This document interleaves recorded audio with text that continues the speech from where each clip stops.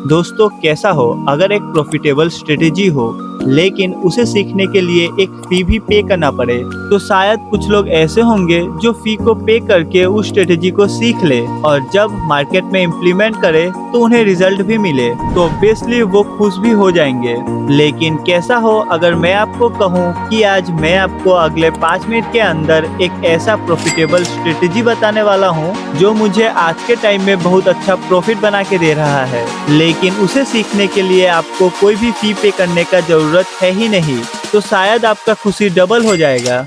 इस स्ट्रेटेजी को हम 3 स्टेप्स में समझेंगे। पहले स्टेप्स में हम मार्केट डायरेक्शन आइडेंटिफाई करना सीखेंगे, क्योंकि अगर हमें डायरेक्शन का पता चल जाए और हम उसी डायरेक्शन में ट्रेड ले तो हमारा 10 में से 7 या 8 ट्रेड ऐसे ही सही होगा। दूसरे स्टेप में हम सेटअप का कोड या फिर बेसिस कह लो उसे समझेंगे और तीसरे स्टेप में प्रॉपर एंट्री, टारगेट और स्टॉप लॉस लगाना सीखेंगे, जिससे आप इस पुलबैक पे लॉस देने से बच सको। और लास्ट में इस सेटअप को यूज करके मैं आपको लाइव चार्ट में प्रॉफिट करके दिखाऊंगा। अब अगर आप इस वीडियो को पूरा देखते हो और जो आगे बताया गया है उसे डिसिप्लिन के साथ 3 महीने फॉलो करते हो तो मेरा गारंटी है आप प्रॉफिटेबल हो जाओगे। बस आपको स्ट्रिक्टली इन रूल्स को फॉलो करना है।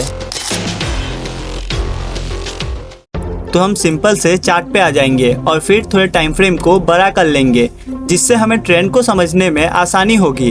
अब अगर आप एकदम न्यू हो और आपके बड़े टाइम फ्रेम में भी चार्ट को समझने में प्रॉब्लम हो रहा है तो आप यहाँ पे कैंडल के बदले लाइन का इस्तेमाल कर सकते हो, जिससे आपको ट्रेंड को समझने में काफी आसानी होगी। अब जैसा कि यहाँ पर आप देख सकते हैं market higher high and higher low बना रहा है, यानी कि मार्केट प्रॉपर अप ट्रेंड में है। तो हम यहाँ पे सिर्फ बाइंग सेटअप को आइडेंटिफाई करेंगे, क्योंकि आपने कहीं ना कहीं ये तो सुना होगा कि ट्रेंड के साथ ट्रेड करना सबसे सेफ और प्रॉफिटेबल तरीका माना जाता है, इसलिए हम हमेशा ट्रेंड के साथ ही ट्रेड करेंगे।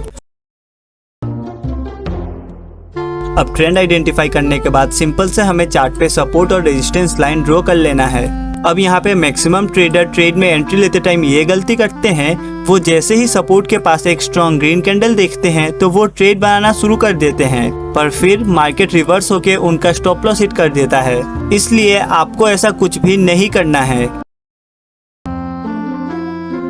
आपको ट्रेड में एंट्री तभी लेना है जब प्राइस रेजिस्टेंस के पास जाके होल्ड करे और फिर स्पीड में नीचे जाते हुए एक स्ट्रॉन्ग ग्रीन कैंडल बनाए, तो उस रिवर्सल कैंडल के क्लोजिंग पे आपको ट्रेड में एंट्री लेना है। स्टॉप लॉस रहेगा कैंडल का लो और टारगेट रहेगा रेजिस्टेंस का ब्रेकआउट। अब अगर आप यहाँ पे बायर्स और सेलर्स का साइकोलॉजी समझ लेते हैं तो आपको इसे याद करने का जरूरत नहीं होगा।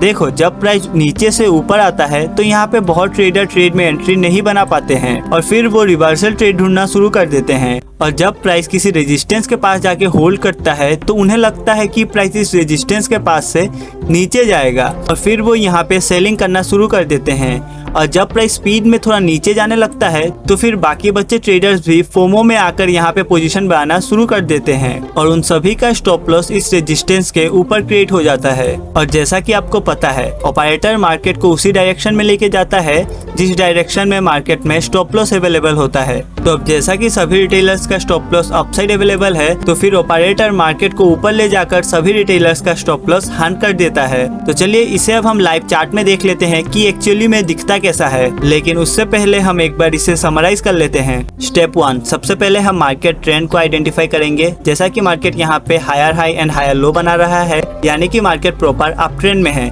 तो आज यहाँ पर हम सिर्फ बाइंग सेटअप आइडेंटिफाई करेंगे। स्टेप 2, हमें वैलिड सपोर्ट और रेजिस्टेंस लाइन ड्रॉ कर लेना है। अब अगर आपको वैलिड सपोर्ट और रेजिस्टेंस लाइन ड्रॉ करने में प्रॉब्लम होता है तो डिस्क्रिप्शन में लिंक दे दिया है, आप इस वीडियो को देख सकते हो। स्टेप 3, अब हमें प्राइस को इस रेजिस्टेंस के पास आने का इंतजार करना है कि प्राइस इस रेजिस्टेंस के पास आके सेलर्स को इनवाइट करे। अब जैसे ही प्राइस इस रेजिस्टेंस के पास आके होल्ड करता है थोड़ा टाइम और फिर एक स्पीड में सेलिंग देता है, तो यहाँ पे रिटेलर सेलिंग करना स्टार्ट कर देंगे और उन सभी का स्टॉप लॉस अपसाइड क्रिएट हो जाएगा। पर हमें यहाँ पे ट्रेड नहीं लेना है, हमें कंफर्मेशन का वेट करना है कि एक्चुअली में ऑपरेटर मार्केट को ऊपर लेके जाना चाहता है या सच में प्राइस यहाँ से नीचे जाएगा। तो हम सिंपल से वेट करेंगे और जब प्राइस यहाँ पे एक स्ट्रॉन्ग ग्रीन कैंडल बनाएगा, अब ये strong green candle engulfing candle भी हो सकता है, हैमर कैंडल भी हो सकता है, या फिर मारुबुजू कैंडल भी हो सकता है।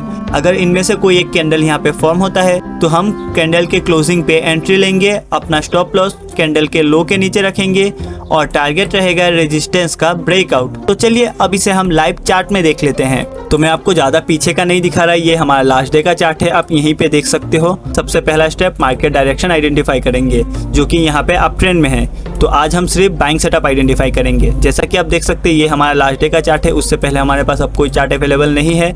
यहाँ पे हम सिंपल से अब सपोर्ट और रेजिस्टेंस लाइन ड्रॉ कर लेंगे। तो आप यहाँ पे देख सकते हो मार्केट इस एरिया से मल्टीपल टाइम रिजेक्शन ले रहा है, तो ये हमारा एक रेजिस्टेंस एरिया है। सेटअप में क्या बोला था, जब प्राइस रेजिस्टेंस के पास जाए, होल्ड करे और फिर एक रिजेक्शन ले और फिर एक स्ट्रॉन्ग ग्रीन कैंडल बनाए, ट्रेड में एंट्री लेना है। अब ये अगर आप मारुबुजू कैंडल को देख के यहाँ पे एंट्री लेते, जस्ट ए सेकेंड, इस कैंडल में अगर आप एंट्री लेते, अपना स्टॉप लॉस इस कैंडल के लो के पास रखते, तो आपको बहुत अच्छा टारगेट मिल जाता।